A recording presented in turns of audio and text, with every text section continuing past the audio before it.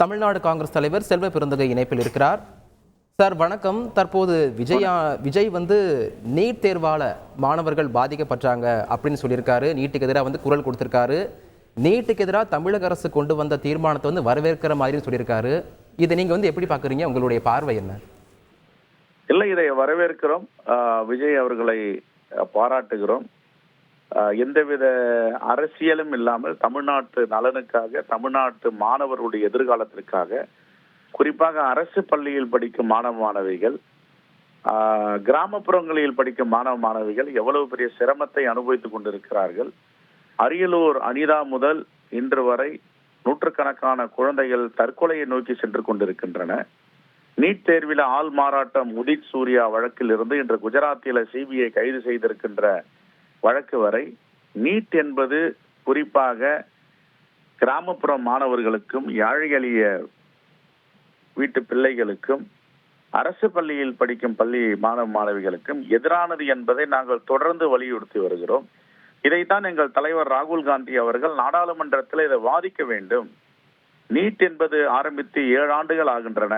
ஆனால் 70 முறை வினாத்தாள்கள் வெளியிலே கசிந்திருக்கிறது.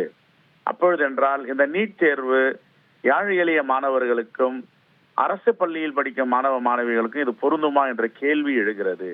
ஆகவே நீட் என்பது வசதி படைத்த பணக்காரர்களுக்கான தேர்வாகவே இதுவரை 7 ஆண்டுகளாக அமைந்திருக்கிறது என்பதை எங்கள் தலைவர் ராகுல் காந்தி தெளிவாக நாடாளுமன்றத்தில் இதை சொல்லி இருக்கிறார், எழுப்பியிருக்கிறார். இந்த விவாதத்தை நடத்துவதற்கு நாடாளுமன்றத்தை மோடியும் தயாராக இல்லை, பாஜக அரசும் தயாராக இல்லை.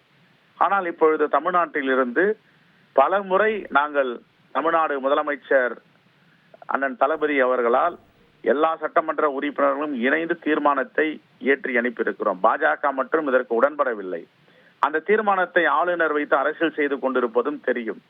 ஆனால் இந்த முக்கியமான காலகட்டத்தில், முக்கியமான நேரத்தில் நாடாளுமன்றத்தில் தலைவர் ராகுல் காந்தியுடைய குரலும், தமிழ்நாட்டில் புதியதாக கட்சி ஆரம்பித்திருந்தாலும் ஏழை எளிய மக்கள் மீது ஒரு நம்பிக்கை வைத்து அவருடைய பிரச்சனையை கையில் எடுத்திருக்கும் விஜய் அவர்களுக்கு நெஞ்சார்ந்த வாழ்த்துக்கள், பாராட்டுக்கள். அவர் தமிழ்நாட்டு மக்களுடைய நலன்களுக்காகவும், தமிழ்நாட்டில் படிக்கின்ற கிராமப்புற மாணவ மாணவிகள், அரசு பள்ளி மாணவ மாணவிகளுக்கு குரல் கொடுத்திருப்பது வரவேற்கத்தக்கது. இந்த அவருடைய பேச்சு உண்மையிலேயே பாராட்டக்கூடிய பேச்சுதான். அதுவும் தமிழ்நாடு அரசையும் பாராட்டி இருக்கிறார். ஒன்றிய அரசு இப்படிப்பட்ட நிலைப்பாட்டை எடுக்கக்கூடாது என்பதையும் பதிவு செய்திருக்கிறார். இது ஏழை எளிய மக்களுக்கு எதிரானது என்ப பதிவு என்பது தலைவர் ராகுல் காந்திய குரலாக நாங்கள் பார்க்கிறோம். அவருக்கு மீண்டும் ஒரு முறை வாழ்த்துக்களையும் பாராட்டையும் தெரிவித்துக் கொள்கிறோம்.